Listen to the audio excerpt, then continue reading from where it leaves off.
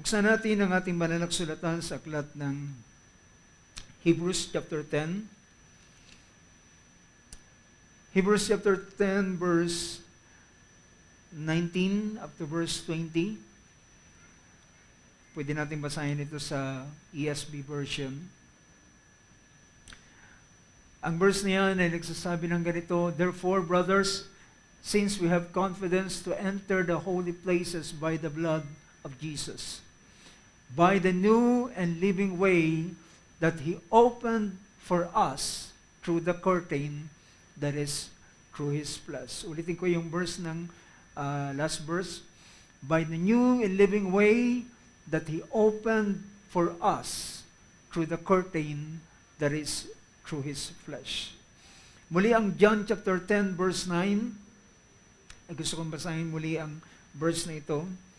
Sabi ng verse 9, "I am the door.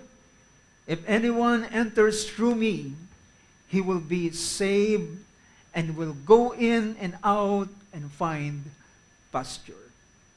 Praise God. Ang Panginoon magpala sa mga salitang ating binasa. Sabi natin amen. Amen. Purihin ng Diyos, makaupo tayo sa oras ito.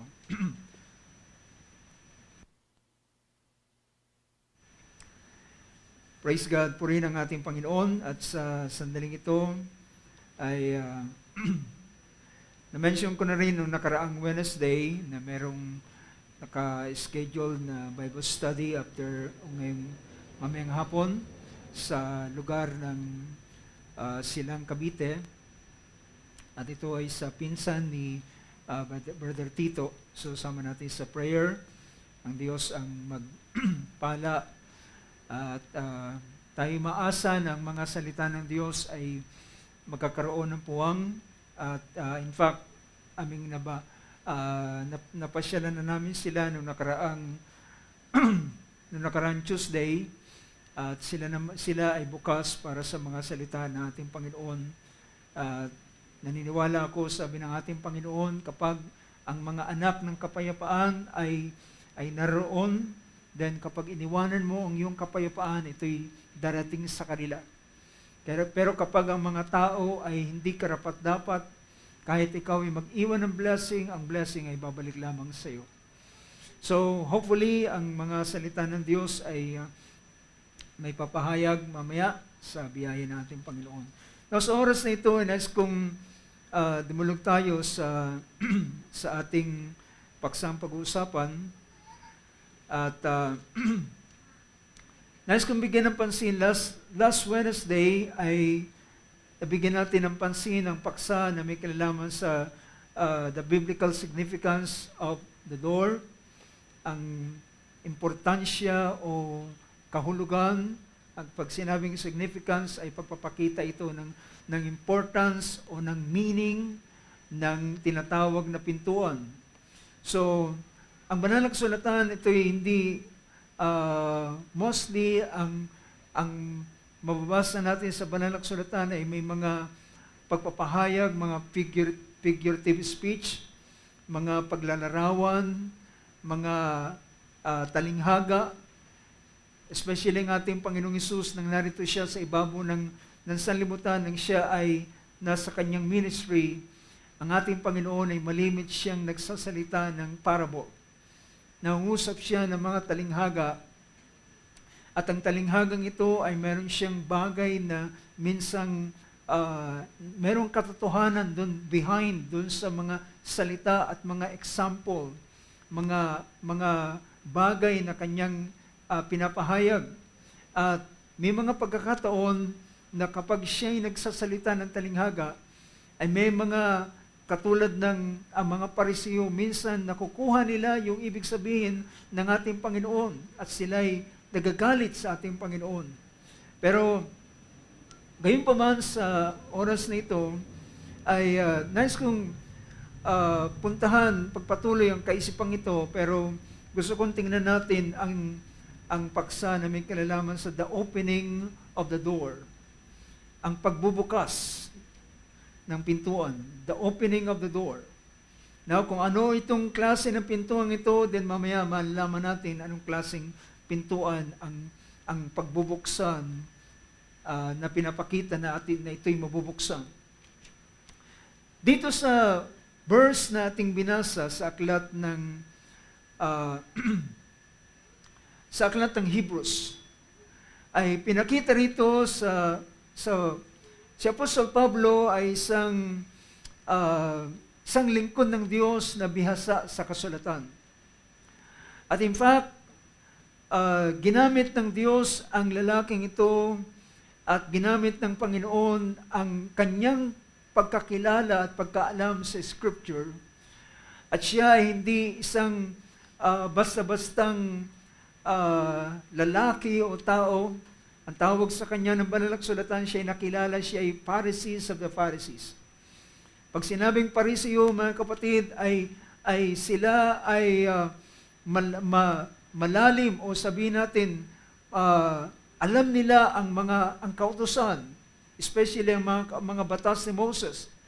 Ngunit si Apostol Pablo ay niloob ng Panginoon na binigyan siya ng ganitong klaseng pagkaalam sa Scripture, pero later on, yung kanyang kaalamang ito ay ginamit ng Panginoon upang ipakita at ipakilala sa kanya ang katotohanan. So, pwede na ang tao ay nakakaalam ng Scripture, pero maliban na ang Scripture ay buksan ng Panginoon, ay hindi makikita ng tao ang tinatawag na katotohanan.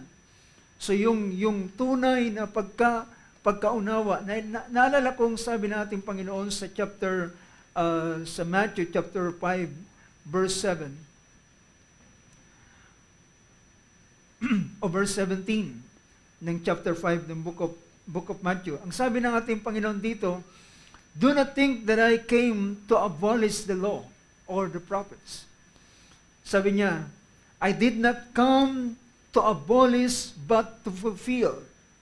For truly I say to you, until heaven and earth pass away, not the smallest letter or stroke shall pass from the law until all is accomplished." So ang sabi natin, Panginoon, kung makikita natin yan sa wikang Tagalog, sabi niya, hindi ako naparito para sirain ang kautusan at ang mga propeta. Kundi sabi niya, naparito ako upang tuparin ang lahat ng mga bagay.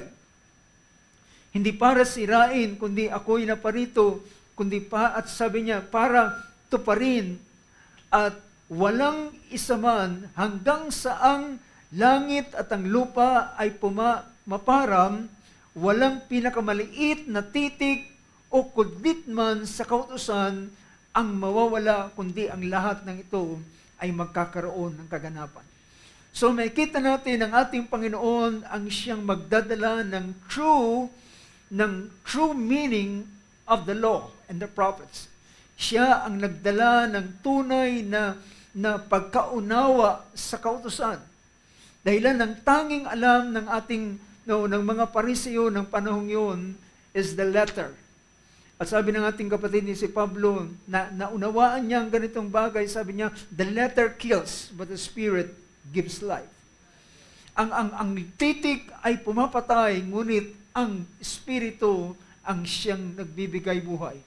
So yung tunay na pagkakilala at pagkaunawa sa mga salita ng Diyos ay siyang maghahatid sa isang tao. So kapag ang tanging alam lamang ng tao is the knowledge of the Scripture, not the revelation, pwede natin sabihin ang ganong bagay. Hindi ang kapahayagan, dahilan ng kapahayagan ay kagaya ito, nilarawan ito ng salitang Apocalypse. Yung revelation, ito ay pagtatanggal ng talukbong. So, kapag ang isang bagay ay nakatalukbong, ay merong description na ibinibigay doon sa nakatalukbong na yon, pero ang lahat ay magbibigay ng kanilang speculation. But iba kapag ito ay tinanggal yung talukbong niya. Kapag tinanggal yung pinakatakip na nagtatakip sa kanya. At alam nyo, ganoon ang mga salita ng Diyos, at ang salita ng Diyos ito ay nire-reveal or inaalis ang talukbong nito sa ilan ng mga mga lingkod ng Diyos na sinabi ng ating Panginoon, mapalad ang inyong mga mata sapagkat nakita niyo ang bagay nito. Mapalad ang inyong mga pakinig dahil narinig ninyo ang ganitong mga bagay. Maraming mga tao na gustong makakita ng mga bagay na inyong nakikita pero hindi nila nakita. Maraming tao gustong marinig ang inyong narinig, ngunit hindi nila napakinggan. So, iba yung tinatawag na kapahayagan ng mga salita ng Diyos. At narito ang isang tunay na pagkakilala at pagkaunawa ng salita ng Diyos. In fact, may kita natin sa ating kapanahunan, mga kapatid, halos lahat ng mga religious group ay silang lahat ay gumagamit ng Biblia. Ngunit ang nakakapagtaka ay maraming mga klase ng pananampalataya na sila ay hindi. Sinabi ni Apostol Pablo, sabi niya, sila'y mga nag-aaral, ngunit hindi sila nakakaabot sa katotohanan o pagkaalam ng mga salita ng Diyos. Now, dito sa puntong ito na ating bibigyan ng pansin, ay is the opening of the door, ay nung nakaraan ay ginamit natin yung pangungusap ng ating Panginoon. At ito'y merong kaugnayan sa bahaging ito na ang ating Panginoon nangusap sa chapter 10, verse 9 ng book of John na kanyang sinabi, I am the door. Ako ang pintuan. If anyone enters through me, he will be saved and will go in and out and find pasture. So pinakita ng ating Panginoon na sabi niya, ako ang pintuan. So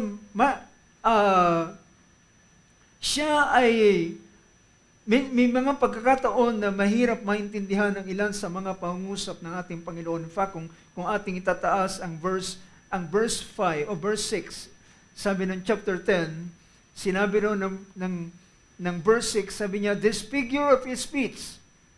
Sa wikang Tagalog, sabi niya, ang pananalitang ito, sinalita ni Jesus sa kanila, ang talikhagang ito, datapwat, hindi nila napag-unawa kung anong mga bagay ang sa kanila'y sinasalita. So, nag-usap ang ating Panginoon from sa chapter 10. In fact, alam niyo ba, ang chapter 10 na ito ay continuation ng pangyayari doon sa chapter 9. Dahilan sa chapter 9 ay merong isang lalaki na bulag mula sa kanyang pagkabata. At siya ay binuksan ng Panginoon ang kanyang mga mata. Siya'y pinadilat, siya'y nakakita. Nilagyan ng putik ang kanyang mata at sinabi sa kanya, maghugas ka doon sa Siloam. At ang lalaking ito ay pumunta sa Siloam, naghugas ng kanyang mukha, ng putik na inilagay sa kanya, at sa laking gulat niya nang maghugas siya ng kanyang mata, bigla siyang nakakita. Nagliwanag ang kanyang mata at nakakita siya. At siya'y in-interview ng mga tao, sabi niya, paano ka nakikita? At sabi ng lalaking ito, sabi niya, nilagyan ako ng putik ng isang lalaki, at sabi niya, sinabi sa akin, maghugas ako, at nang ako'y maghugas, nakikita ako. At sabi niya, sino siya? Sabi ng lalaking ito, hindi ko kilala kung sino siya. Dahil hindi niya kilala kung sinong naglagay sa kanya ng putik. At sa mahabang interrogation sa kanya, hanggang sa siya'y sinasabing, ang nagpadilat ng iyong mata ay isang makasalanan. Ang sabi ng lalaking ito, wala akong pakialam kung siya'y makasalanan o hindi. Isang bagay ang alam ko, ako'y dating bulag, ngunit ngayon ako'y nakakita. At sabi niya, ang sino mang tao na sila ay natatakot sa Diyos at gumagawa ng kalooban, sabi niya, sila ay dinirinig ng Panginoon. So makikita natin sa pangyayaring ito, pagdating ng chapter 10, ang ating Panginoon ay nangusap siya ng tupa na nakakakilala ng kanyang tinig ng kanyang pastor. Diba? Nangusap ang ating Panginoon sa isang na ang tupa ay kumikilala sa tinig ng kanyang pastor. At sabi niya, ang mga nauna sa akin na mga tao ay mga thieves and robbers, mga magnanakaw at mga tulisan. Ngunit sabi niya, ako ang tunay, sabi niya, ako ang tunay, pinakita ng chapter 10, verse 2, sabi niya, verse 1, sabi niya, siya na, katotohanan sinasabi ko sa inyo, ang pumapasok sa hindi pintuan ng kulungan ng mga tupa, kundi umaakyat sa ibang daan, ang gayon ay isang magnanakaw at isang tulisan. Ngunit sabi niya, ngunit siya na pumapasok sa pintuan ay siya ang pastol ng mga tupa. At siya'y pinagbubuksan ng bantay pinto, at siya'y pumapasok at nilalabas niya ang kanyang sariling kanya, at aakayin niya at siya'y mangunguna sa kanyang sariling tupa, at ang tupa ay susunod sa kanya, at nakikilala ng tupa ang kantinig ng kanyang pastol, ngunit hindi sila susunod sa mga estranghero, sapagkat nakikilala ng tupa ang tinig ng kanyang pastol. So dito ang ating Panginoon ay nangungusap na ang lalaking ito siya ay nakakilala ng tinig ng ating Panginoon, at siya isang kagaya ng tupa na sumunod sa ating Panginoon. So ang ating at nangusap ang ating Panginoon from verse 1 to verse 5 concerning ang tunay, patungkol sa tunay na pastol. At pagdating sa verse 7, nangusap ang ating Panginoon na siya ang pintuan sa mga tupa. Although may ibang pakahulugan ng bagay nito, pero pagdating ng verse 9, ay pinakita niya, I am the door. If anyone enters through me, he will be saved and will go in and out and find pasture. Sa chapter 10 ng Book of Hebrews na binasa natin kanina as our text. So pinakita rito na sa bahaging ito ng Hebrews chapter 10. So, ngunit bago natin puntahan ang chapter 10, ay merong isang bagay na pinakita si Apostol Pablo bago ang chapter 10 na ito. Sa verse 8 ng chapter 9 muna. Sa verse 8 ng chapter 9, pinakita rito, and the Holy Spirit is signifying this. Merong pinapakita ang banal na Espiritu. So, ang banal na Espiritu ay nangungusap na sabi niya that the way into the holy places is not yet open. So, merong ang daan papunta sa banal na dako ay hindi pa nabubuksan. The way into the holy places is not yet open as long as the first section is still standing. So merong tinutukoy dito si Apostol Pablo na isang daan na nananatiling sarado.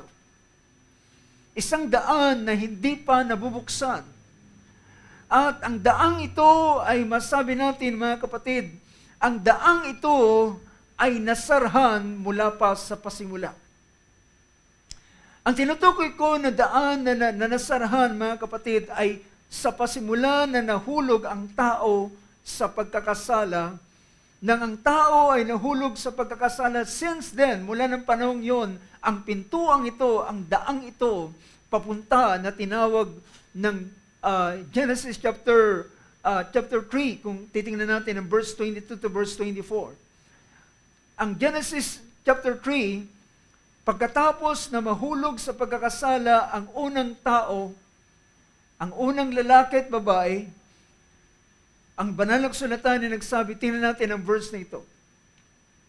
Sabi rito, sa verse 22, tingnan natin sa Wikang Tagalog, ito'y matapos na ang ating Panginoon ay pumaslang ng isang kordero, o pinapumaslang ng kordero, kinuhang kanyang balat at siyang ginawang pangtakip sa kanila. At sabi ng verse 22, at sinabi ng Panginoon, sabi niya, ang tao ay naging katulad natin na nakakakilala ng mabuti at masama. At baka kanilang iunat ang kanilang kamay at kumuha sa punong kahoy ng buhay at sila'y kumain at sila'y mabuhay magpakailanman. Kaya sabi rito sa verse 23, nang magkagayon, sila ay pinaalis sila mula doon sa Garden of Eden upang kanilang bungkalin ng lupa kung saan sila kinuha. And verse 24, sabi ng verse 24, sabi niya, ano pat itinaboy ang lalaki at inilagay sa silanganan ng halamanan ng Eden ang mga kirubin at ang isang nagniningas na tabak na umiikot upang ingatan ang daang patungo sa kahoy ng buhay. So mula ng panahong ito, ang daan papunta sa tinatawag na punong kahoy ng buhay. Ang tinutukoy dito ay ang daan para ang relasyon ng Diyos at ng tao ay naputol sa panahon ito. Ang relasyon ng Diyos at ng tao ay nasarhan. At ang tao ay hindi na siya makabalik sa kanyang dating kalalagayan. Well, pwede silang mag-alay, pwede silang maghandog sa Panginoon, tumawag sa pangalan ng Panginoon, but ito ay hanggang doon lamang. Pero ang sila ay makabalik ang isang tunay na relasyon ng Diyos at ng tao, at upang ang lahat, at upang ang mga biyaya at pagpapala na dapat tanggapin ng tao ay na-withhold sa kanila.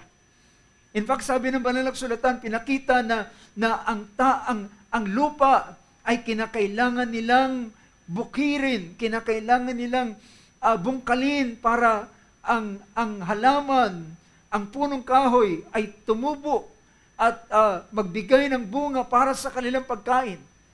But in the first place, sa unang pagkakataon, mga kapatid, hindi ganito ang kalalagayan ng tao. In terms sa tinatawag na kanilang pangangailangan, ay provided ng Diyos ang lahat ng bagay na kanilang kailangan para sa kanilang physical na buhay. Ngunit, hindi lamang ang tao po ay hindi lamang mahalaga sa kanila ang physical na buhay. At later on, ang tao ay naging karnal na, at ang mahalaga na lamang sa kanila ay basta sila ay makakain, basta sila ay mabuhay, then para sa kanila, kontento na sila sa ganitong bagay. Well, dahilan ng tao ay naging nakasentro na lamang sa kanilang sarili. Na hindi na nila, nawala na sa kanilang kaisipan na sila ay merong Diyos na naglalang sa kanila. Nawala na sa kanilang kaisipan na merong Diyos na naglalang sa kanila, at sila ay nilalang ng Diyos para sa kanyang layunin. At upang ang tao ay magbigay ng kaluguran sa Diyos. Well, makikita natin nung nakaraang Bible study doon sa sa Divisoria, ay isa sa bagay na aking binuksan sa kanila ay ang tanong, bakit ang tao kinakailangang maglingkod sa Diyos? Bakit ang tao kinakailangang maglingkod sa Diyos? Well, ang unang rason na ipinapakita, ang tao ay nilalang ng Diyos. At ang tao ay nang nilalang ng Diyos, hindi siya nilalang ng Diyos para lang kumain, uminom, mabuhay at mamatay. Ang tao ay nilalang ng Diyos, merong purpose ang Diyos para sa kanila. And the main purpose ng Diyos para sa tao ay ilagay sila sa kapamahalaan at sa dominion, at upang ilagay ng Diyos ang lahat ng kanyang nilalang sa ilalim ng kanyang kapangyarihan ng tao, at ang tao ang mag-manage ng buong sanlibutan habang ang Diyos sa sangkalangitan, samantalang ang tao ang siyang Diyos sa ibabaw ng mundong ito. Yan po ang pinaka-purpose. Sabi po ng aklat ng Revelation chapter 4, verse 11. Sabi ng verse 11 na yan, kung babasahin natin sa King James Version, sa King James Version ay nagsabi ng ganito. Sabi niya, "Thou art worthy, O Lord, to receive glory and honor and power, for Thou hast created all things, and for Thy pleasure they are and were created." Now, naintindihan ba natin mga kapatid, bakit ang Diyos ay lumalang? Bakit niya nilalang? Especially ang tao. At sabi rito, "For Thou hast created all things, and for Thy pleasure." Para ito sa kaluguran ng Panginoon. So ang paglalang ng Diyos sa tao ay para sa kanyang kaluguran. In fact, makikita natin sa Book of Genesis na pinakita roon, habang siya ay nilalang niya ang lahat ng mga bagay, sabi niya, ang lahat ay mabuti. Ang lahat ay mabuti. At nang makita niya ang tao ng kanyang nilalang, nakita niya na ang lahat ay napakabuti. So it's for His pleasure, at meron siyang napakainam na bagay na layunin para sa bawat isa. Well, mga kapatid, kung ang tao ay meron siyang ambisyon, well, ang Diyos ay merong mas mataas na ambisyon para sa tao. And usually, ang tinatawag na ambisyon ng tao ay para lamang sa kanyang sarili. Pero, ang iniisip ng Diyos sa tao ay higit pa na mas mabuti at higit pang mas maganda kaysa sa iniisip ng isang tao. So, makikita natin na sa panahong ito, ang lugar, ang daan patungo.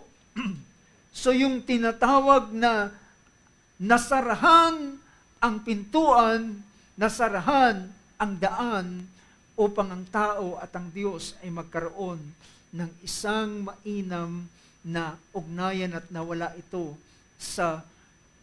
mula sa panahong yun. So mapansin natin, pinakita ng verse na yan, sabi niya, He drove the man. So ang verse 23 ay pinakita roon, sabi niya, "Therefore the Lord God sent him out of the garden." So makikita ninyo na it seems na ang tao ay lumabas. Therefore the Lord God sent him out from the Garden of Eden. Pinalabas siya doon sa Garden of Eden. At sabi ng verse 24, "So He drove the man out." Pinalabas niya ang tao. "And at the east of the Garden of Eden, He stationed the cherubim and the flaming sword, which turned every direction to guard the way to the tree of life." To guard the way to the tree of life. Since then, ang daang ito ay nasarahan. Ang pintuang ito ay naging sarado. At di ang tao kailanman makakabalik sa ganitong kanyang kalalagayan. At kung ang tao ay hindi makakabalik sa daan papunta sa lugar na ito, well, ibig sabihin, ang tao ay siyang papunta sa kanyang kapahamakan. Yan ang kondisyon at yan ang bagay na kalalagayan. So, last Wednesday ay binigyan ko ng pansin ang isang bagay at ang kalalagayan ng tao ay kagaya ng kalalagayan ng Israel na sila ay slave. Tama ba mga kapatid? Ang tao ay slave. Sinabi ng Book of Romans chapter 6 verse 20 ay nagpakita rito, pinakita ni Apostol Pablo, sabi niya chapter 6 verse 20, saan ang tao siya ay alipin? At sino ang umaalipin sa kanya? Sapagkat ng kayo ay mga alipin ng ng kasalanan. Ang John chapter 8, sabi ng ating Panginoon sa verse 34, ang sino mang gumagawa ng kasalanan ay alipin ng kasalanan. So since then, ang tao ay nasa ilalim sila ng tinatawag na pagkabihag. Alipin sila. At hindi sila maaring makawala dito sa ganitong kalalagayan. Mabubuhay sila, kagaya sila ng bayan ni Israel na ilang henerasyon ang lumipas at sila ay alipin. At habang sila ay narito sa ganitong kalalagayan, pinakita roon ng Book of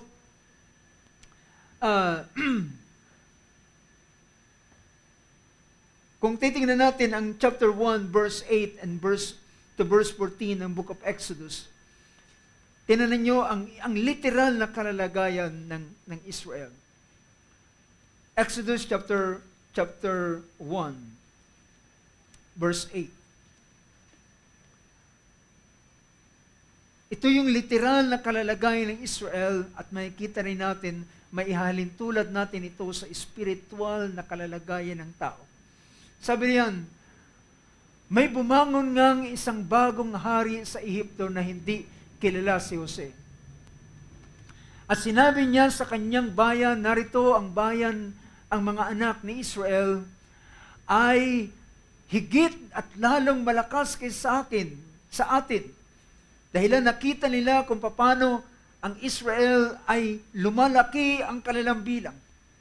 And almost at this point of time, ay outnumber na sabihin pa natin, marahil pumapantay sila at halos napakalaki na ng kanilang bilang na dati ay nasa 80 souls, kung di magkamali na sila pumasok sa Egypt. But at this point of time, nasa 2 milyon na sila. Base doon sa pagtataya. At nakita nila kapag ang Israel ay pumanig sa kanilang mga kaaway at nakipaglaban, tiyak sila ay makakaalpas. So, ang ginawa nila ay sabi niya, atin silang pigatin. Pinakita ng verse na ito. Sabi niya, tayo magpakadunong sa kanila, baka sila'y dumami at nangyari sapagka nagkadigma ay makisanib sila, pati sila sa ating mga kaaway at lumaban sa atin at magsilaya sa lupain. At ang ginawa nilang idea sa verse 11, sabi niya, sa verse na yan, tama ba? Ano yung sumunod na verse? Sabi niya, kaya't naglagay sila ng mga tagapag-atag upang dalamatin sila at sila sa atang sa kanila. At kanilang ipagtayo si Paraon ng mga bayan na kamaligan na Dilit-Ibat, ang Petom at ang Ramses. So pinapakita rito na sila ay nilagyan ng mga tagapag-atang sa kanila. Ang sabi ng verse na yan, at ang verse 12 ay pinakita na sila ay pinahirapan. At habang sila ay pinapahirapan. So, gusto kong puntahan ang verse 11 at basahin ang verse na ito. So they appointed taskmasters over them to afflict them with hard labor, and they build for Pharaoh storage cities, Pithom and Ramesses. So naglagay sila ng taskmaster. Yung taskmaster na ito ay siyang nagro-rule sa kanila na merong kabagsikan. Merong kabagsikan ang pagro-rule ng mga taskmaster na ito. At sabi rito, at sila ay pinahirapan. Ngunit habang sila'y pinapahirapan, ay lalo lamang silang dumadami. Now,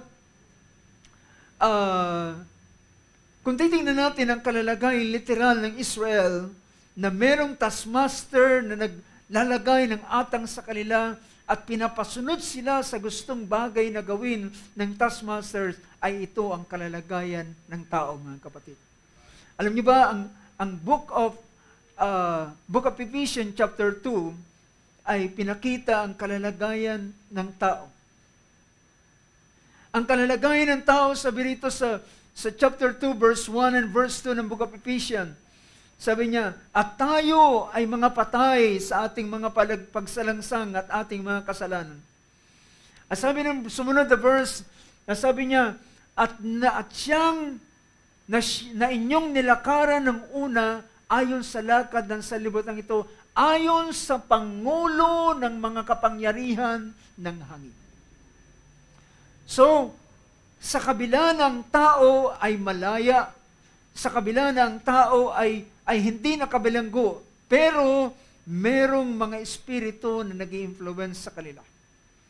Merong mga tinatawag itong the spirit, the prince of the power of the air, the spirit that is now working in the sons of disobedience. So ito ay kagaya ng taskmasters na nag-i-influence sa kanila. Well, ganito po ang kalalagayan ng tao. Naalala ko ang pinahayag ng ating Panginoon sa kanyang talinghaga sa book of Matthew chapter 12. Sabi niya, kapag ang isang tao, well, just want to read this.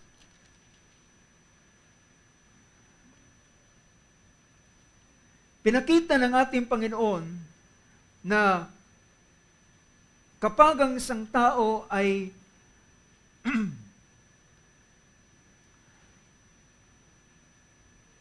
sabi rito ng verse 43. Verse 43 ng chapter 12 ng book of Matthew. Sabi rito, dapat kapag karumaldumal na espiritu, kung siya'y lumabas sa tao, ay lumalakad sa mga dakong walang tubig na humahanap ng kapahingahan at hindi makasumpong. Can you imagine, mga kapatid, ang kalalagayan ng tao?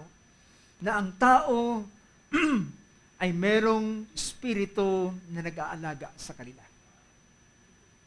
Hindi yan alam ng mga tao, mga kapatid. Ang alam ng mga tao, sila ay malaya, walang umaalipin sa kanila, pero ang buong katotohanan ay merong espiritong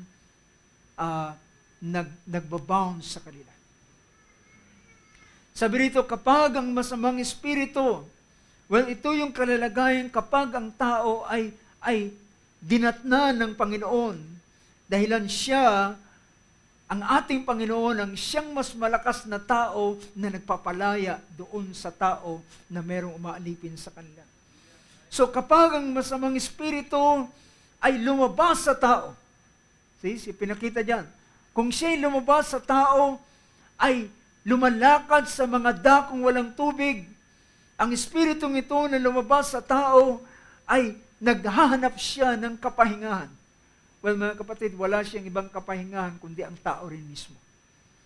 Dahilan, yun yung pinaka-kanyang bahay.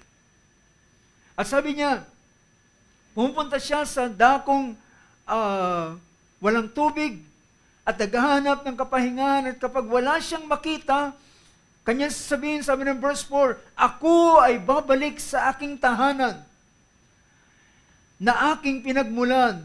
At kapag siya'y bumalik at nakita niya na yung, I'm reading verse 44, yan chapter 12 pa rin.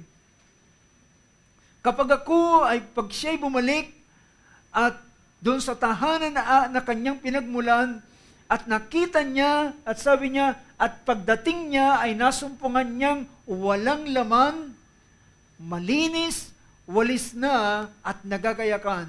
Ang sabi ng sumunod na verse, sabi niya, siya ay magkagayayaon siya at magsasama ng 7 pang espiritu na lalong mas masama kaysa kanya, at siya'y magsisipasok at magsisitahan doon, at sila'y, at sabi doon, at ang magiging lalo pang masama ang huling kalalagayan ng taong yun kaysa ng una. Gayon din ang mangyayari sa masamang lahing ito.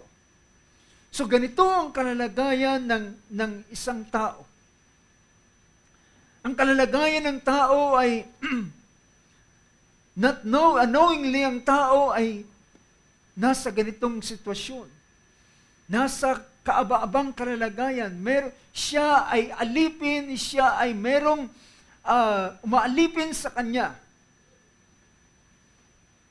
Pero mostly, dahilan siya ay, alam niyo ba, kagaya ng Israel, ibinibigay ng Egypt ang lahat ng kanilang pangailangan. Yan ang dahilan ng Israel ay umalis sa Egypt. At nang nakaranas sila ng mga ilang hirap sa wilderness, sabi nila, buti pa doon sa Egypt. Buti pa, merong pakwan, merong milon, merong sibuyas, merong bawang. Sabi niya, babalik na lamang kami doon. Well, dahilan, sinasatisfied ng demon spirit ang kagustuhan ng laman ng tao.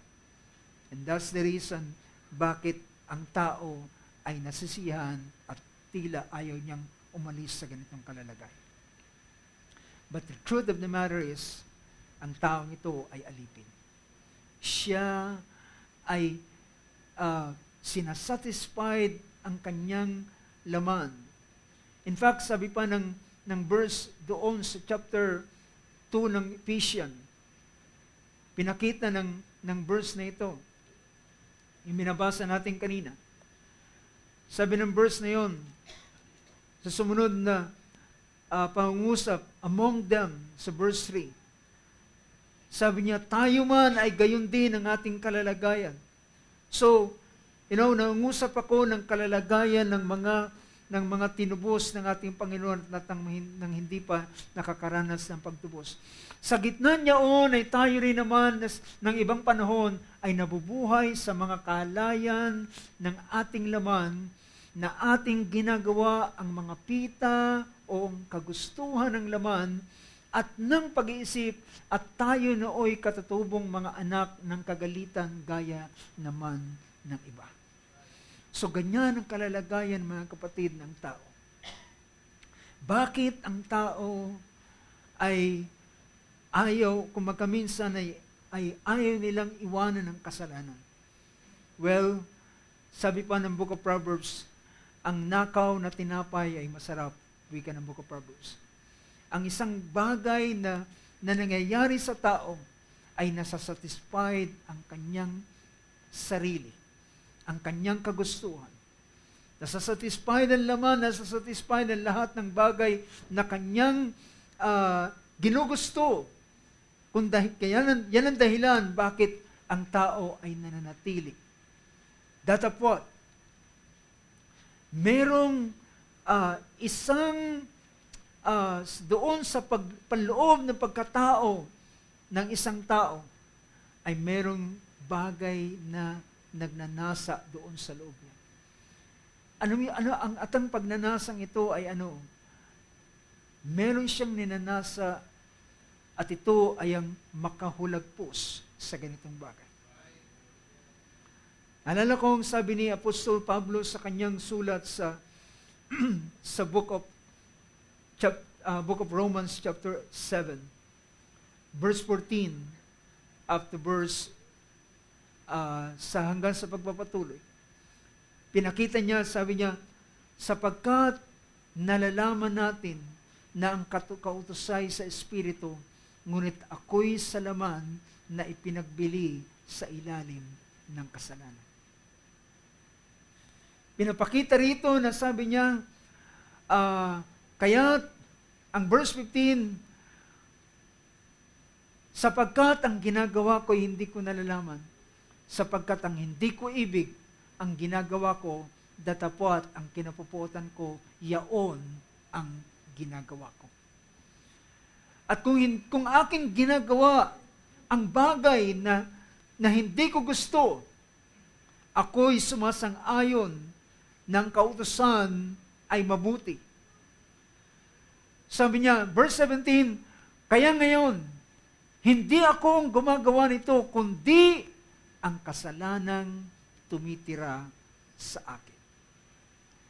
Well, merong ganitong kalalagayan ang tao. Merong nature, sinful nature na nananahan sa kanila, na naroon sa kanila. At ito ay merong mga dinidesire. Yung sinful nature na ito ay merong dinidesire. At ito naman ang ino-offer ng mga espiritu. Ito naman yung ino-offer ng mga spirit. At yung desire ng laman, yung desire ng sinful nature, ang siyang ino-offer ng espiritu. Yan ang dahilan bakit ang tao ay nahuhulog at natutukso at nag-give in sa ganitong bagay. Dahilan nagpapanagpo yung dalawang bahaging ito. Yung sinful nature at yung offer ng kaaway, ng espiritu, ng masama. Sabi rito ng isang talata ng book of James, pinakita roon na ang tao, sabi niya, pinapakita na ang tao, hindi ang Diyos ang siyang tumutokso ng masama sa tao, kundi ang tao, kapag ang kanyang sariling masamang pita ay nahihikayat, then siya ay nahuhulog sa tukso. So mga kapatid, sa ganitong kalalagayan, ito ang sitwasyon ng tao mismo. This is the very condition of man. Ang tao ay alipin. At dahilan sa kanyang pagkaalipin, gustuhin man niyang makahulagpos sa ganitong bagay, hindi maaari. Dahilan, there's no way out.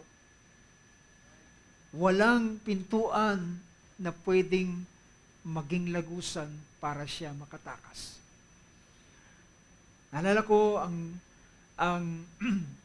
kapag ikaw ayon sa mga kaalaman, kapag ikaw ay napasama sa isang sindikato, at kapag nalaman mo yung malalalim na bagay sa kanila, well, wala nang ibang pintuan para ikaw ay tumakas. Pwede kang tumakbo, pero habulin ka nila at di ka nila titigilan hanggat hindi ka napapatay. So, ganoon ang kalalagayan ng tao. At yan ang dahilan ng Israel sa kanilang kalunos-lunos na sitwasyon. Halos ayaw na nila. Well, alam nyo, ang taong makasalanan ay gusto nila ang ganitong mga bagay na mabuhay sa kasalanan. Ngunit, ang tao ng Diyos, meron doon sa loob nila na nagsumisigaw at nagsasabing, ayaw ko ng ganitong klaseng buhay. Ayaw ko ng ganitong klaseng buhay. At ito yung sabi ito yung pinakita ni Apostol Pablo. So tuloy-tuloy natin yung verse, in chapter 7 na yan, Romans chapter 7, sabi niya, for verse 17, sabi niya, hindi akong gumagawa nito, kundi ang kasalanang tumitira sa akin. Verse 18, sapagkat nakikilala ko, nalalaman ko, na sa akin, sa makatwidbagay, sa aking laman, ay walang mabuting bagay na nananahan. Ay hindi tumitira ang anumang bagay na mabuti, sapagkat, anong sabi riyan? Ang pagnanasa ay nasa akin, datapot, ang paggawa ng mabuti ay wala. Gusto niyang gumawa ng mabuti, pero hindi niya magawa. Mas malakas na humahatak ang bahagi ng kasalanan at siya ay malimit niyang nasumpungan na nahulog siya sa ganitong bagay. Anong dahilan? Merong taskmaster, merong demon spirit na patuloy na nagtutulak sa kanya para gumawa ng ganitong bagay. Sabi ng verse 19, ang mabuti na aking ibig ay hindi ko ginagawa, ngunit ang masama na hindi ko ibig ay siya kong ginagawa. Yung bagay na kanyang ayaw na gawin, ibig sabihin kapag narito sa ganitong kalalagayan, well, mapapansin natin, kaya nga, pagdating dito sa verse 24, ito yung sigaw ng isang tao na siya ay merong hinahanap. Isang tao na gustong makalaya. Ang sabi niya rito, abang tao ako, sino ang magliligtas sa akin sa katawan nitong may kamatayan? So, ibig sabihin, ang katawan ng isang tao na naroon, dahilan ang katawan ng siyang naapektuhan ng kasalanan. Dito nananalaytay sa katawang ito ang kasalanan. Pero tandaan natin, ang tao ay nasa dalawang bahagi. Hindi lamang siya laman, siya ay spirito at katawan. Ngunit doon sa loob niya na pagkatao ay gusto niyang humulagpos. Gusto niyang makalaya. Gusto niyang makahulagpos sa ganitong bagay. Nagnanasa siya na mabuti, gusto niyang maglingkod sa Diyos. Merong ganitong kauhawan doon sa loob niya. Pero wala siyang magawa. Siya ay alipin. So sabi rito, wretched man that I am, who will set me free from the body of this death? Abang tao ako. Ang salitang wretched man, sabi niya, kahabag-habag na tao ko. Kawawang nilalang, hindi siya makahulagpos sa ganitong bagay. Well, ganon ang kalalagayan ng Israel. Ang larawan na ginawa ng Diyos na karanasan, na naranasan sa Israel, ito ay prefiguration para ipapakita niya na gagawin niyang katubusan sa darating na panahon.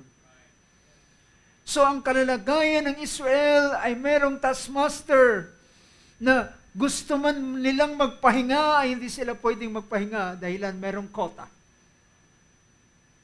Gusto nilang mag-unat ng kanilang sarili.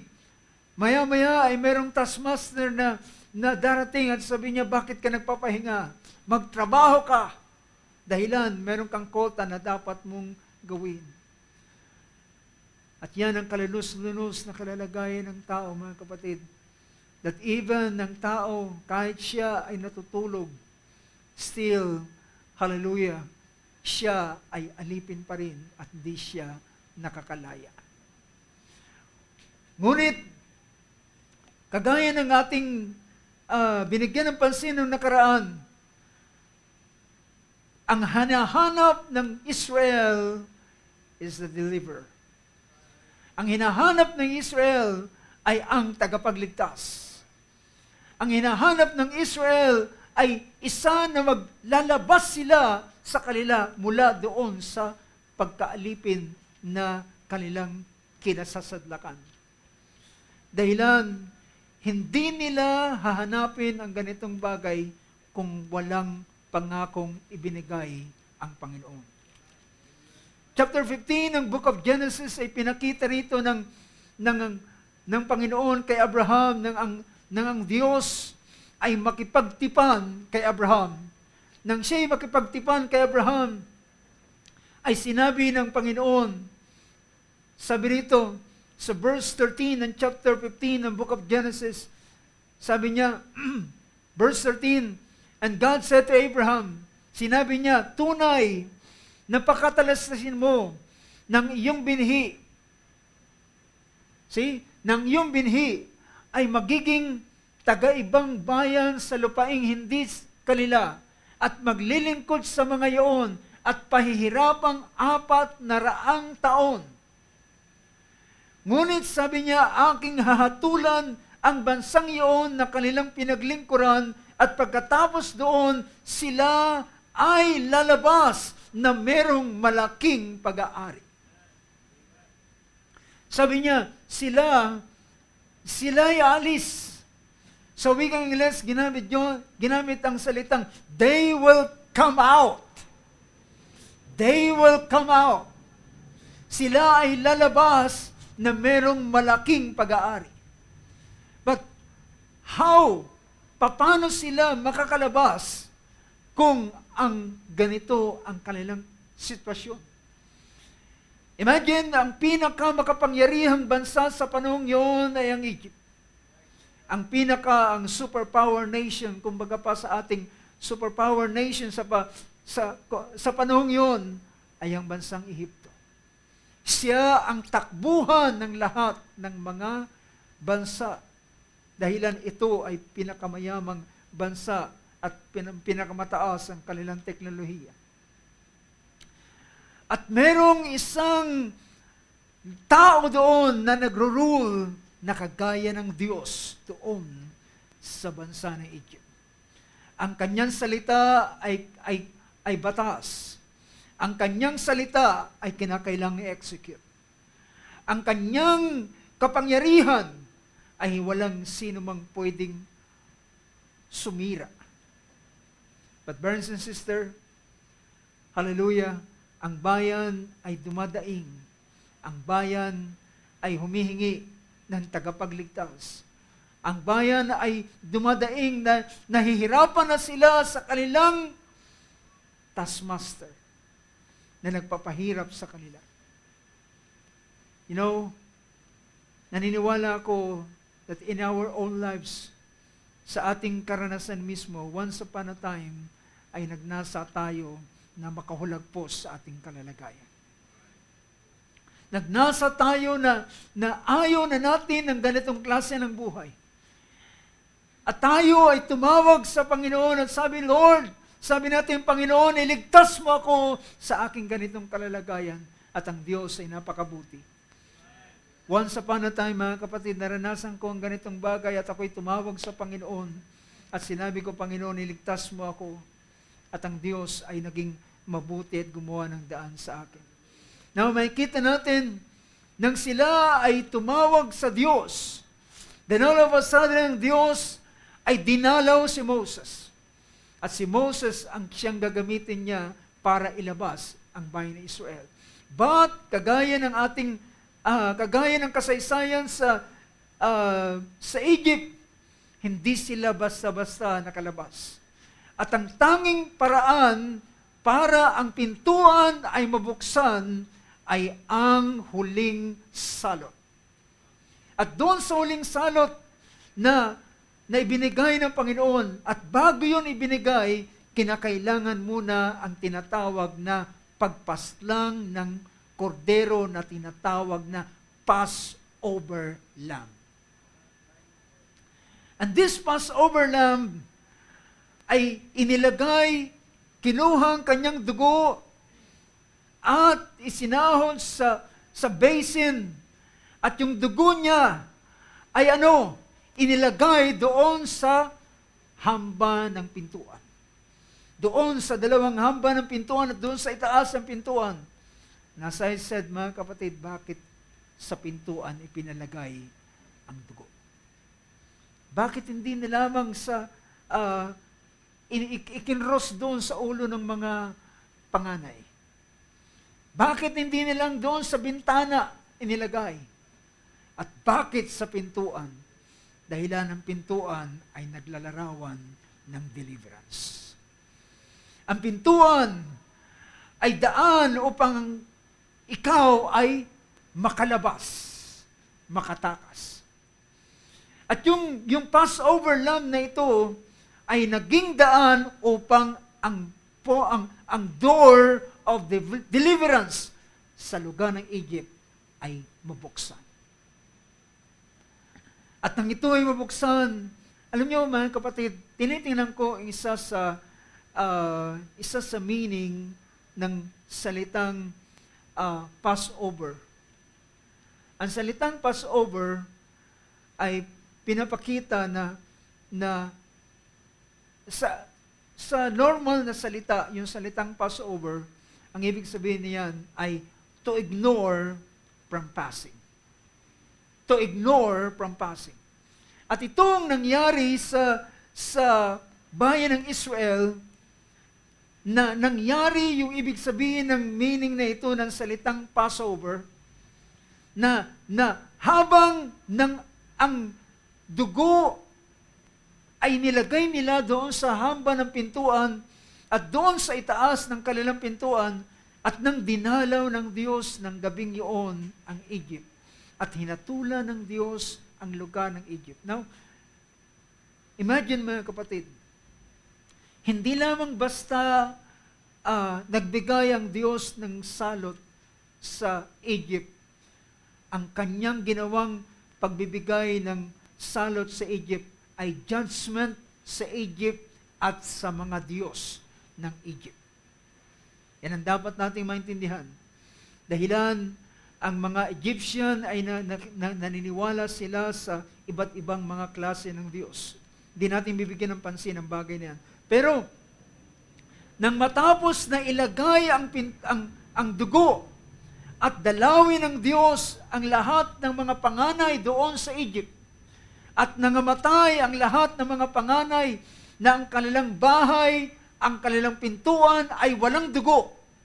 Matapos na mamatay yun, sabi ng chapter 12 ng book of Exodus, sa verse, dito sa verse 28, sabi rito, at ginawa ng anak ni Israel ang lahat ng sinabi ng Panginoon sa kanila, lahat ng inutos ni Moses at ni Aaron. Sa verse 29, at nangyari ng kinahating gabihan, ay sinaktan ng Panginoon ang lahat ng mga panganay doon sa lupain ng Ehipto, lahat ng panganay ni Paraon na nakaupo sa luklukan, hanggang sa panganay ng mga alipin, hanggang sa mga nakabilanggo, hanggang sa mga panganay ng mga hayop, ay sinaknan ng Panginoon at nangamatay ang mga panganay nito.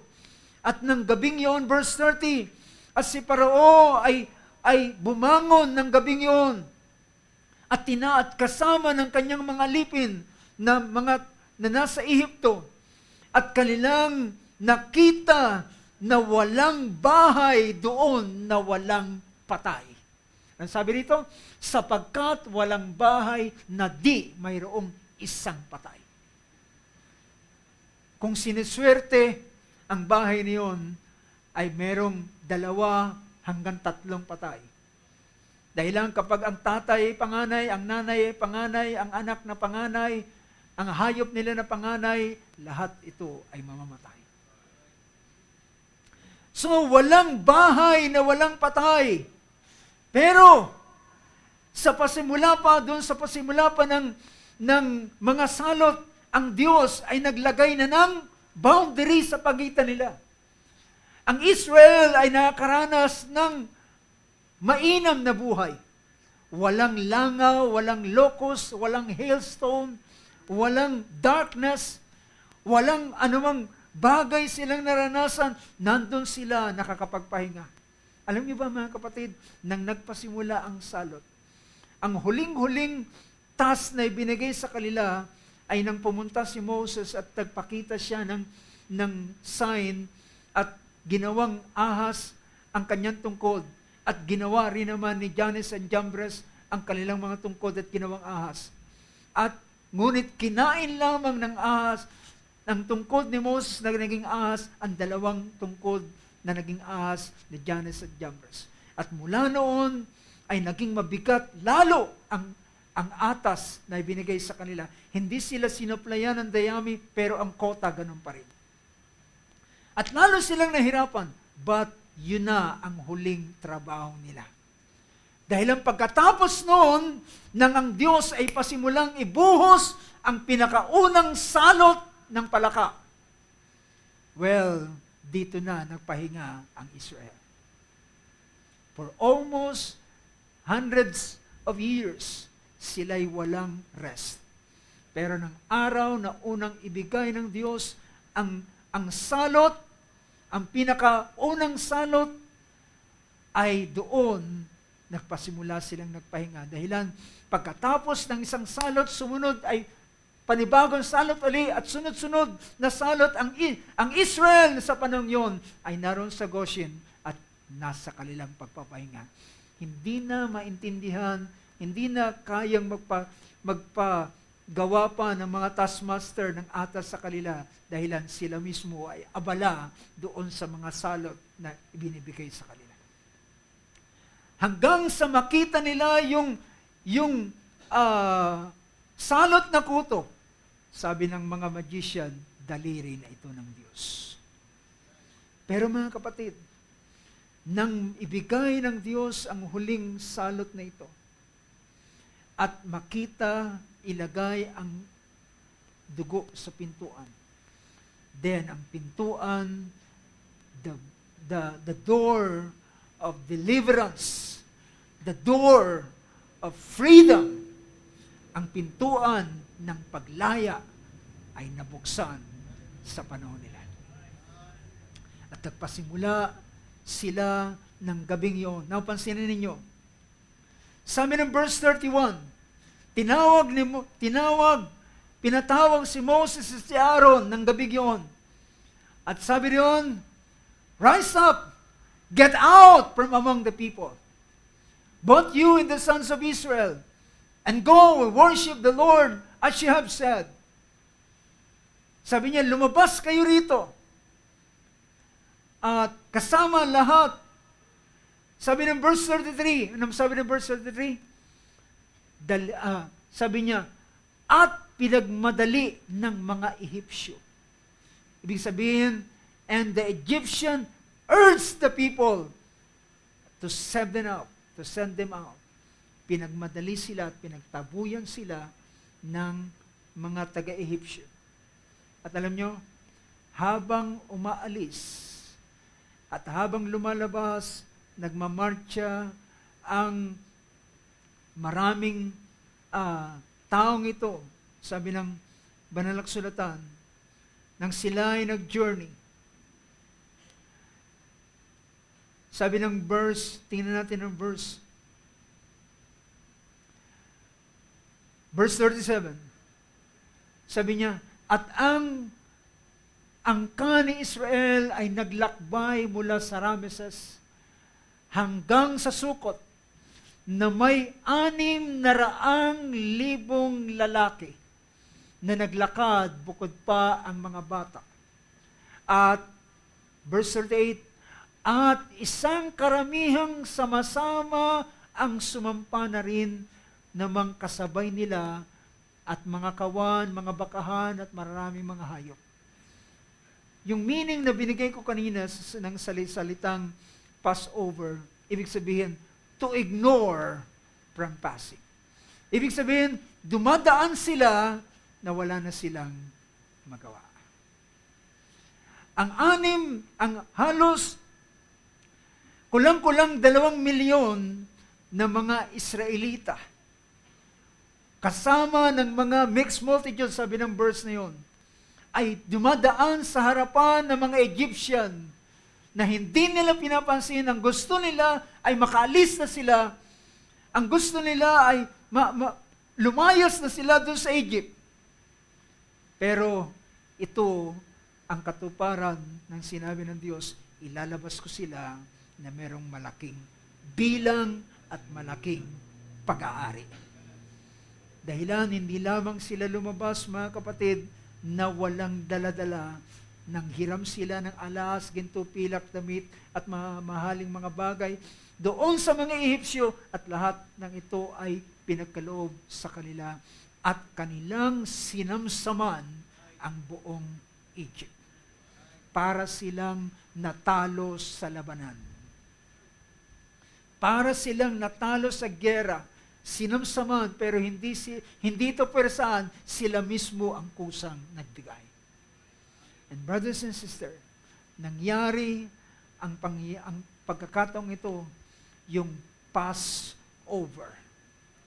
Yung Passover ay hindi lamang nangyari doon sa, when I see the blood, I will pass over you. Nangyari yung Passover na habang dumadaan yung Israel, pinababayaan na lamang nila. Na dati ay kanilang pinipigilan. Dahilan, ang dugo ang siyang nagbukas ng pintuan para sa kanila. It's the blood that opens the door of deliverance. The door of freedom has been opened by the blood of the Lamb. Now, tingnan natin, mga kapatid. Ang ganitong paglalarawan ay pinakita sa Old Testament. It's the blood that opens the door. Now, nang dumating ang ating Panginoong Hesus, alam niyo ba, ang King James Version ng chapter 3 verse 16 ng Book of Matthew, ay gusto kong tingnan natin ang verse na ito. Matthew 3:16, King James Version, sabi ng verse na yan, ito ay pagkatapos ng ating Panginoong Hesus ay mabautismohan.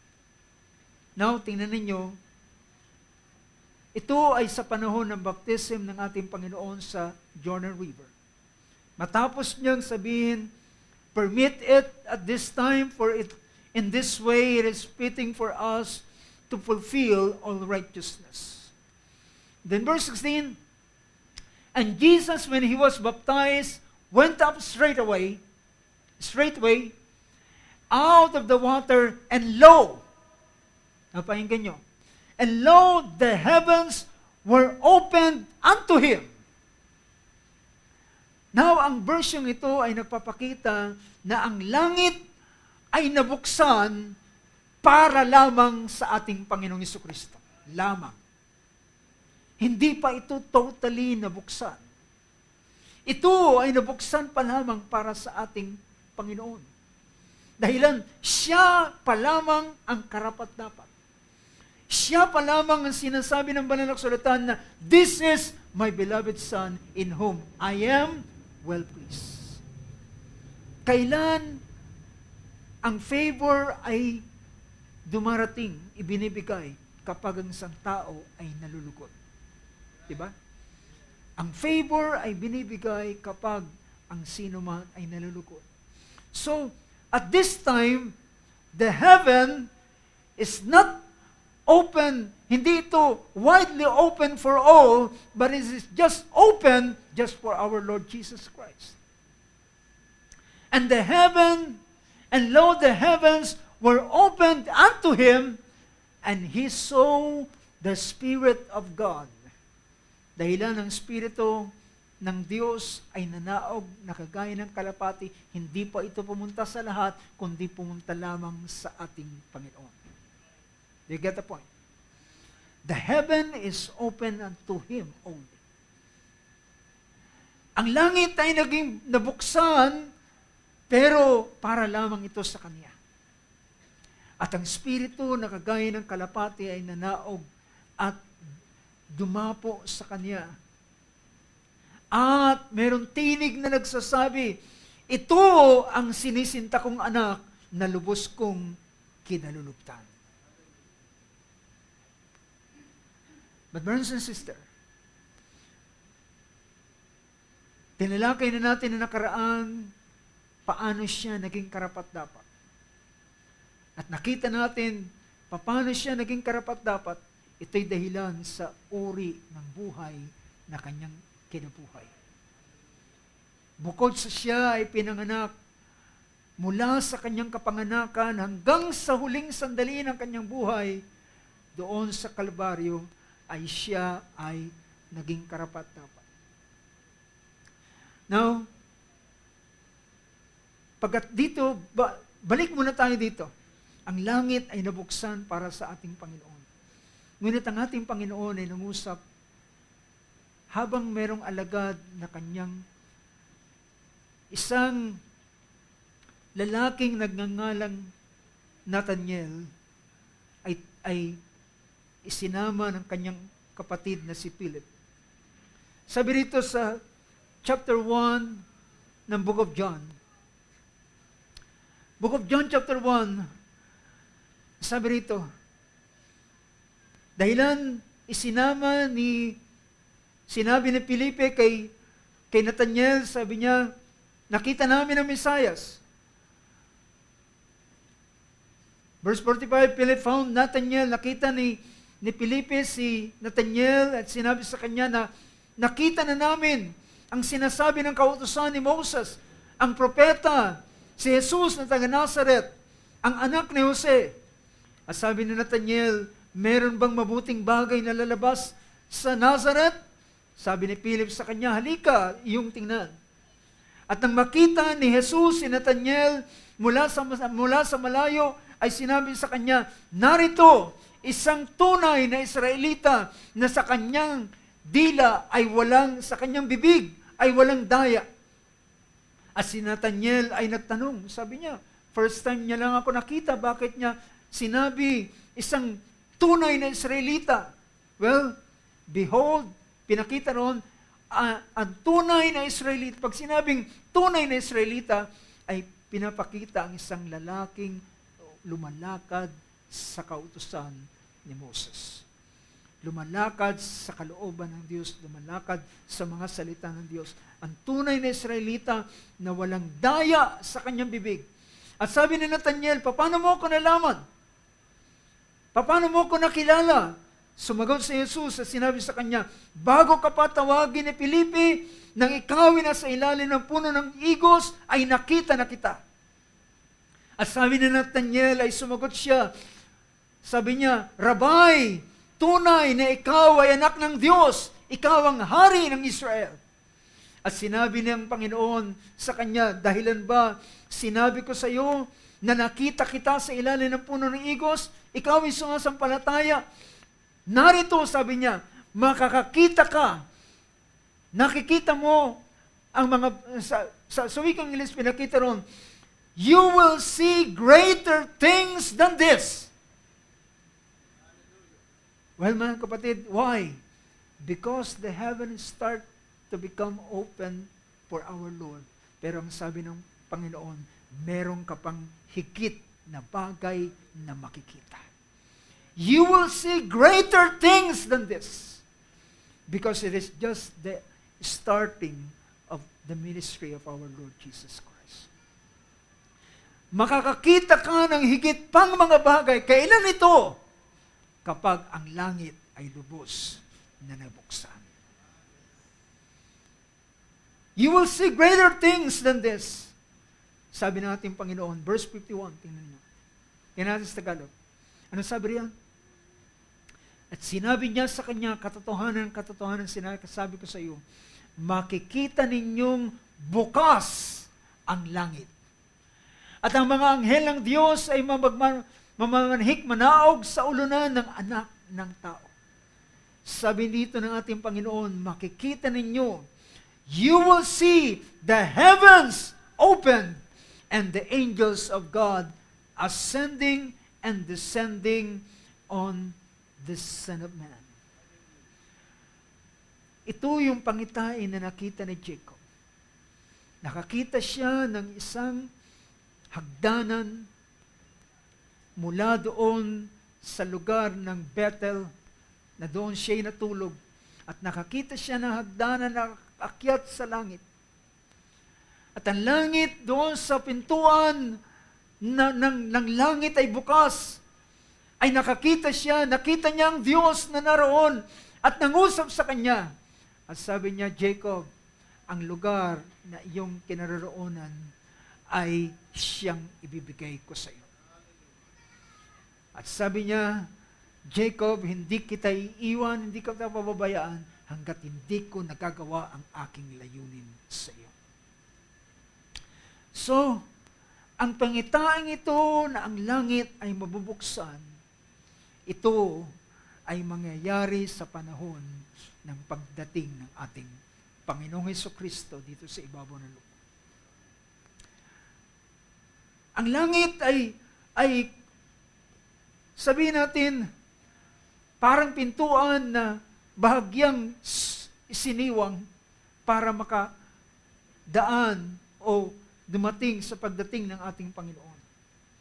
But, ang pangako ng Panginoon, makikita ninyo, you will see the heavens open and the angels of God ascending and descending. Now, mga kapatid, kung ating titingnan ng ganitong bagay, it seems, dito sa bahaging ito, sa panahon ng ating Panginoong Hesus, ay ibuhos ang kanyang dugo. Alam niyo ba ang nagsilbing nagbukas ng pintuan ay ang katawan ng ating Panginoong Hesus. It seems na ang ganitong kalalagayan ay sa pasimula pa ay pinapakita na nang gawin ni Moses ang tabernakulo. Alam niyo ang tabernakulo? Wala tayong illustration, pero ang tabernacle of Moses ay nahahati ito sa 3 bahagi. Diba? Merong tinatawag na outer court na nandoon yung tinatawag na burnt offering, burnt offering, nandoon yung laver doon sa outer, nandoon yung laver, and then yung altar of burnt offering, and then yung sanctuary. Yung sanctuary ay nahahati sa 2. At bawat yung 3 bahaging ito ay may kani-kanyang pintuan. Diba? May kani-kanyang pintuan. May pintuan doon sa outer court, pagbasok mo doon sa vicinity nung tinatawag na court, yung pinaka-outer court. At pagpunta mo doon sa sanctuary, yun sa pinaka-tabernakulo, ay merong pintuan na naroon at papasok ka. Now, tingnan natin ang Book of Hebrews. Book of Hebrews chapter 9.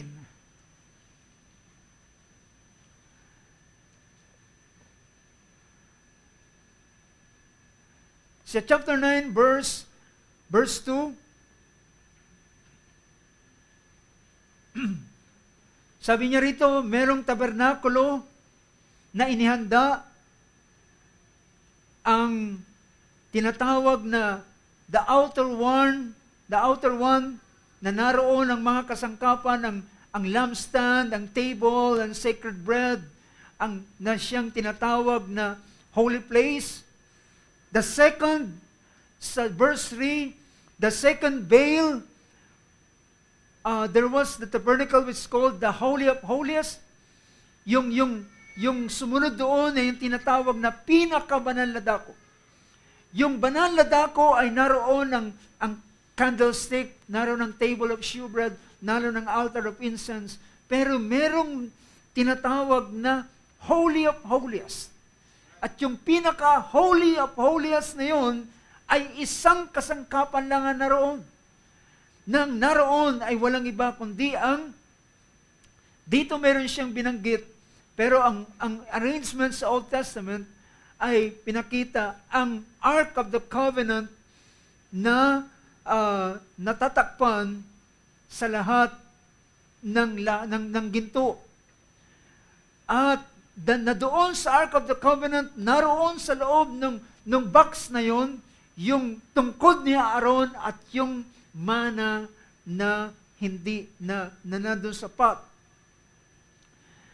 At sa ibabaw noon ay naroon yung dalawang kerubin na nakaunat ang kanilang pakpak na nilililiman nila yung tinatawag na takip ng Ark of the Covenant na tinatawag na mercy seat. At sabi rito, at verse 6, ang sabi ng verse 6, at sa ganitong pagkahanda ang mga bagay na ito, sa unang tabernakulo ay palaging nagsisipasok ang saserdote na tinutupad ang mga katungkulan.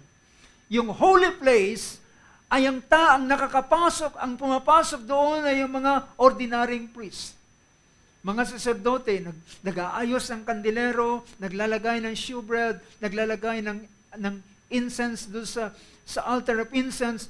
Pero yung sumunod na verse, sa verse 7, yung ikalawa, yung tinatawag na ikalawa, ay yung pinakabanal na dako. So, ibig sabihin, yung banal na dako at yung pinakabanal na dako ay pinaghihiwalay ng kortina. Na yung kortinang yon na nagsisilbing boundary. Nagsisilbing boundary na hindi pwedeng pumasok ang sino man doon sa pinakabanal na dako dahilan hindi nila pwedeng gawin, ito ay kanilang kamatayan. Dahilan ang pwede lamang pumasok doon sa pinakabanal na dako ay ang high priest. Ito ay ang anak ni Aaron, isa sa anak ni Aaron, ang magiging high priest sa lahat ng panahon hanggat siya'y buhay, ay hindi siya pwedeng palitan na sa high priest. Kapag siya'y namatay, saka yung isa sa anak na mga descendant ni Aaron ang siyang papalit sa kanya. At ang high priest na ito ay hindi siya pwedeng pumasok doon sa Holy of Holies every time he wanted. Hindi siya pwedeng pumasok kailanman gustuhin niya. Siya'y pwedeng pumasok sa isang pagkakataon, sa isang buwan, sa isang itinakdang araw ng buwan ng taong yon, at isang beses lamang siyang papasok na dala-dala niya ang dugo ng hayop na kanyang dadalihin doon sa Ark of the Covenant at iwiwisik. As sabi rito, but into the second, only the high priest enters once a year, not without taking blood, which he offers for himself and for the sins of the people committed in ignorance. So sa panahong ito ay hindi pwedeng pumasok ang sino man. It seems, mga kapatid, ang curtain o ang pintuan sa pagitan ng holy place at ng Holy of Holies, ang pintuang yun ay nagpapakita ng magkaibang state, magkaibang kalalagayan ng spiritual dimension. Ito'y pagpapakita ng paghihiwalay ng lugar na ito. So yung tinatawag na boundary ay pagpapakita ng spiritual state. Ordinaryong mga high priest pwedeng pumasok sa holy place.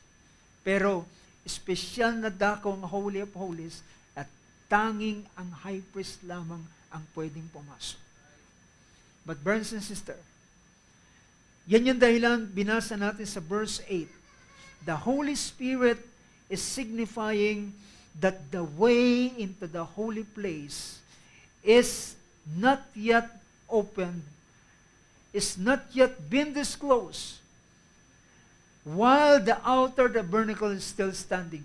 Dito ay nagpapakilala na pinapahayag ang pagpasok sa dakong banal samantalang natatayo pa ang unang tabernakulo.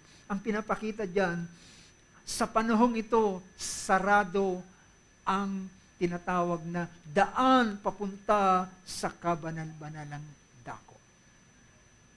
Sarado. Ang tinutukoy hindi ang tabernakulong literal, kundi ang sangkalangitan na siyang kinaroonan ng presensya ng Diyos. Sarado ang langit, sarado ang pintuan, sarado at walang sino man na pwedeng makapunta sa dakong yon.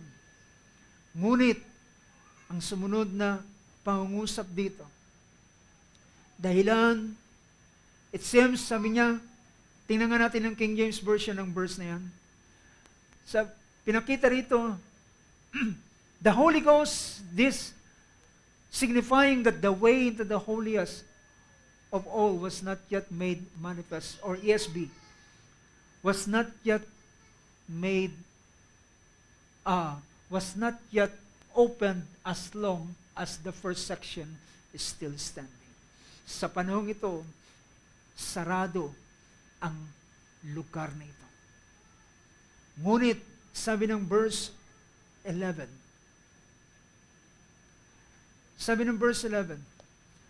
ngunit, nang si Kristo ay dumating bilang mataas na saserdote ng mga mabubuting bagay na darating, siya ay pumasok sa higit at mas dakilang tabernakulo, na ibig sabihin hindi gawa ng kamay, hindi ordinaryong tabernakulo ang kanyang pinasok. Ang kanyang pinasok, at hindi rin sa pamamagitan ng dugo, verse 12, ng kambing, ng baka, kundi ng kanyang sariling dugo. Siya ay pumasok sa banal na dako, minsan at magpakailanman, at kanyang kinamtan ang walang hanggang katubusan. Kinamtan niya ang walang hanggang katubusan. Ang verse 24 ay pinakita rito. Ang verse 14 ay gaano pa ang dugo ni Kristo na sa pamamagitan ng walang hanggang espiritu ay inialay ang kanyang sarili na walang dungis at walang mansa na maglilinis ng ating budhi sa lahat ng mga patay na gawa. Verse 24, gusto kong tingnan natin ang verse 24. Verse 24. Sapagkat hindi pumasok si Kristo sa dakong banal na ginawa ng mga kamay. Hindi siya pumasok doon sa ordinaryong templo. Nang siya'y namatay, mga kapatid, sa cross, ang kanyang, dinala niyang alay ang kanyang sarili, hindi sa tabernakulo, kundi sa pinakalangit mismo, na sabi rito, ginawa ng kamay, nakahalintulad lamang ng tunay, so kopya lamang ng tunay, kundi sa talagang langit. Kundi siya'y pumunta doon sa dako. Dahilan yung tabernacle is a photo, para sa itong copy ng pinakita ng Diyos kay Moses sa pamamagitan ng pangitain.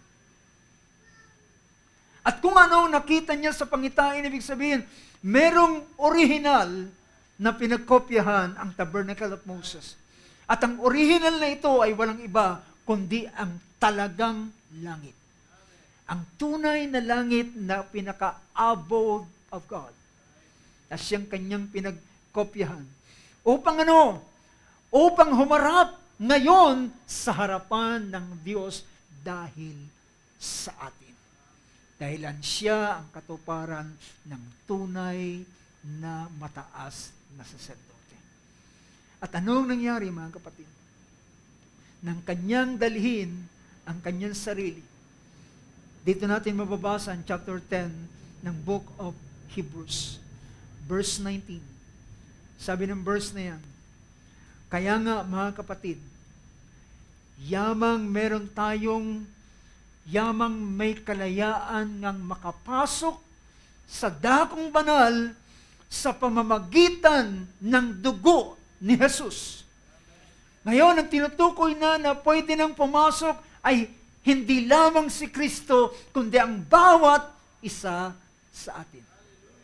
Well, hindi ito literal na pagpasok. Pero ito'y isang spiritual na ugnayan na ang tao ay meron na ngayong direktang ugnayan sa Diyos mismo na kanyang kinaroroonan. Well, mga kapatid, hindi na natin kailangan ng sino mang santo para manalangin para sa atin. Na sinasabi natin, Saint so-and-so, pray for me. Ang ganitong sino mang santo ay sabi, panalangin mo kami. Kundi ang bawat isa. Therefore, brethren, since we have confidence to enter the holy place by the blood of Jesus. Now, ikaw na naniniwala at sumasampalataya sa dugo ng Panginoon, at ikaw na binili ng halaga, na ikaw ay may patunay ng resibo o ng katunayan na ikaw ay binili ng halaga sa pamamagitan ng dugo ng Panginoon na nasa iyo ngayon ng Espiritu ng Diyos. Espiritu ng ating Panginoon. Sabi niya, meron tayong confidence to enter the holy place by the blood of Jesus. Verse 20, sa King James Version. Tignan natin. At sabi niyan, by a new and living way which He hath consecrated. So, yung ESV pala. Dahil lang, usually yung ESV ang nagsasabi ng salitang open. By the new and living way that what?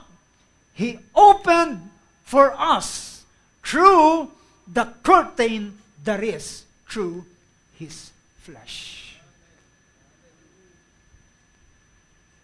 Sa isang lugar, mga kapatid, kapag walang lagusan, meron kang sisirain para magkaroon ng lagusan. Do you get my point? Kung ang lugar na ito ay nakakontain at walang exit point, walang pintuan, meron kang isang lugar na wawasakin at sisirain. At kapag sinira mo yung bahaging yun, ay magiging isang bukas na pintuan. At alam nyo ba, mga kapatid, ang sabi riyan, ang pinakapintuan ay walang iba kundi ang katawan ng ating Panginoon. Nang ang katawan ng ating Panginoon ay nilagay doon sa krus at sinira, winasak sa pamamagitan ng tinatawag na suffering, not just physically, but emotionally, inwardly, mentally. Sabi ng ating Panginoon, my soul is at the point of death. Sabi niya, at ang pawis niya ay tumutulo na kagaya ng dugo. Emotionally, ang ating Panginoon ay nasa ganitong kalalagayan. Siya ay sinira, winasak, mula sa loob hanggang sa labas. Ang kanyang pisikal na pagkatao, from the crown of his head up to the sole, down to the sole of his foot, sinira at tumanak ang dugo. At sa bandang huli ay pinalagpasan ng palaso ang kanyang tigiliran at bumulwak ang tubig na may kasamang dugo. Ibig sabihin, hallelujah, ang ating Panginoon is a broken heart. Kapag nagsama na ang dugo at ang tubig, there's something na may nangyari doon sa loob ng isang tao. Yung ganitong klaseng torture. But nang wasakin ang lamang ito, ay naging daan upang ang langit ay mabuksan. At sabi ng banal na sulatan, nang siya ay sumigaw ng malakas na tinig, anong sabi ng banal na sulatan? Pinakita roon sa chapter sa book of Matthew chapter 26 or sa verse sa chapter 26, at ang ating Panginoon nang siya ay mamatay doon sa cross. At nang hugutin niya ang kanyang huling hininga, sabi ng banal na kasulatan, ang langit ay nagdilim, ang lugar ay nagkaroon ng lindol, nagkaroon ng matatalim na kulog at kidlat, at nagpahayag na ang taong ito, ang ating Panginoon, ay anak ng Diyos. At merong isang lalaki doon, isang Roman centurion. Tinusok niya ang tagiliran ng ating Panginoon. At alam niyo, sa kasaysayan, ang lalaking ito, nakalimutan ko yung kanyang pangalan, siya ay merong problema sa kanyang paningin. At nang dugo na tumalimsik sa kanya, sa oras na yon, siya ay kumaling sa kanyang karamdaman. At ang taong ito ay nagpahayag, sa dumating ang panahon, siya ay kinilalang isang santo. At siya ay gumaling sa kanyang karamdaman. At sila ay nagpatotoo na ang taong ito ay anak ng Diyos. You know, brothers and sisters, mula ng panahong ito, ang langit ay naging bukas. Dahilan siya ang pinakapintuan. Ang kanyang katawan ng sinira at winasak, naging daan para mabuksan ang daan muli papunta sa buhay na walang hanggan.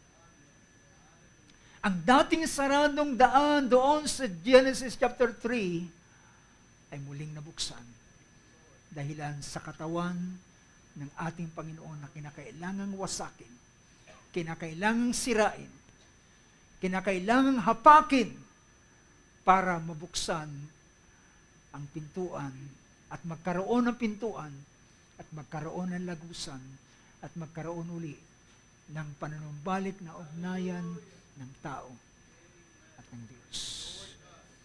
Purihin ang Panginoon. Palapakan natin ating Panginoon sa oras ito. Tayo tumayo sa oras ito. Let's sing the song, The Unveiled Christ.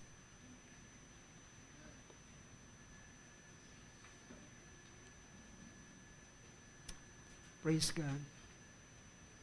Tayo ba'y nagagalak, mga kapatid? Kung hindi sinira ang katawan ng Panginoon, hindi mabubuksan ang langit. Praise be to the name of Jesus. Since He rent the veil in two. Sabi ng awit, behold the man of sorrow. Behold Him in plain view. Ang anak ng Diyos na sa mahabang panahon ay hindi nakita. Ngunit siya ay nakita ng lahat doon sa ibabaw ng puno ng kahoy na tinatawag na cross sa lugar ng Calvary. At siya, sa pamamagitan ng kanyang katawan, sa pamamagitan ng kanyang laman, hindi lamang ng kanyang dugo, kundi ng kanyang buong pagkatao, ng katawan ng ating Panginoon na hinapak at sinira at winasak na naging daan upang ang pintuan ay mabuksan. That's the reason why Jesus said, I am the door. If anyone comes through me, he will be saved. They will go in and out and they will find pasture. Tayo dumulog sa panalangin. Hallelujah, hallelujah. Purihin ka, Panginoon Diyos. Napakadakilang bagay na iyong ginawa, Panginoon.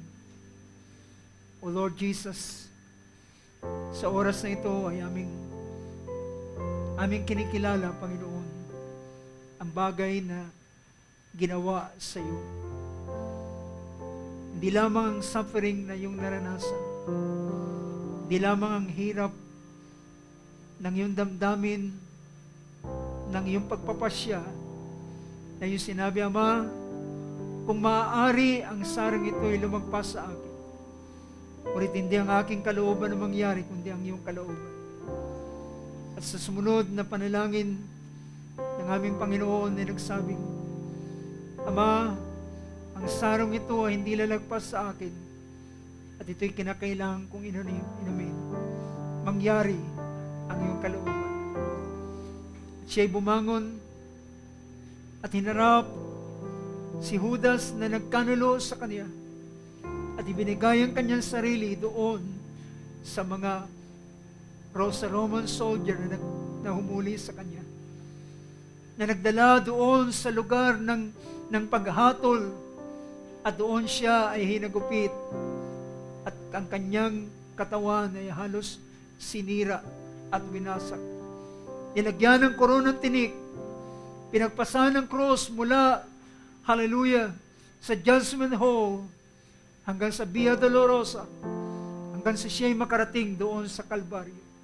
At doon siya'y pinako mula alas 12 ng tanghali hanggang sa 3 ng hapon. Mula sa panahong yon na siya ay nakabayubay, ay nagkaroon ng kadiliman, nagkaroon ng, hallelujah, na eclipse sa panahong yon. Dahilan, kahit ang langit ay hallelujah, ay nagluluksa dahilan sa bagay na nangyari sa anak ng Diyos.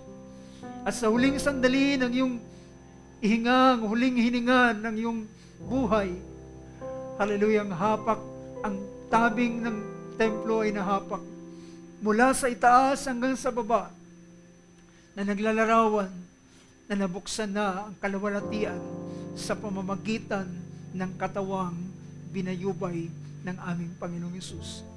Lord, maraming salamat. At mula ng panahong yon, ang langit ay bukas. At ngayon kami ay naglilingkod, hallelujah, sa isang bukas na langit. Merong langit na nabuksan at ang bawat isa sa amin, hallelujah, ay hindi namin dapat isipin na kami ay naglilingkod sa iyo na merong paring saradong langit. Ang langit ay bukas mula ng panahon ng aming Panginoong Hesus ay mabayubay. Hallelujah.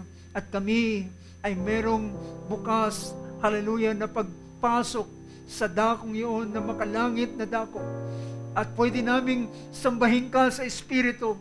At sino mang mga sasamba sa iyo ay pwede kang sambahin sa Espiritu, at kami ay pumaroon sa dakong iyon sa panahon ng aming pananalangin, sa panahon ng aming paikapag-ugnayan sa iyo, ay maaari naming pasukin, hallelujah, ang presensya mo at ang makalangit na dako ito, at doon kami ay makipag-ugnayan sa iyo.